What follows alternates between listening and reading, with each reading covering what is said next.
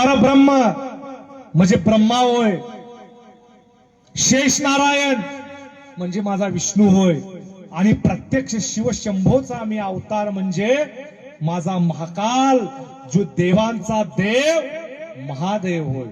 या साऱ्यांचा अंश या पृथ्वीच्या जनकल्याणासाठी, पृथ्वीचा सांभाळ करण्यासाठी, साधू संतांचं रक्षण करण्यासाठी, सनातन धर्माची पताका जगभर फडकवण्यासाठी, दीन दुबळ्यांच्या रक्षणासाठी हा महा डॉक्टर, महावैद्य, हा महादेव तुम्हामासाठी या कलियुगाचं रक्षण करण्यासाठी प्रत्यक्षात आदमाप्रात राहून सर्व सृष्टीचं रक्षण करण्यासाठी या कलियुगावरती अवतार धारण केलेला आहे.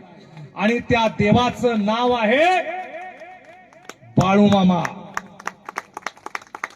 ज्याच्यामध्ये ब्रह्म आहे, ज्याच्यामध्ये विष्णूचा अंश आहे, ज्याच्यामध्ये महादेवाची ताकद आहे, असा देव आज कलियुगामध्ये बाळूमामा तुम्हामांसाठी निर्मित झालेला आहे. एक वेळा अवश्य एक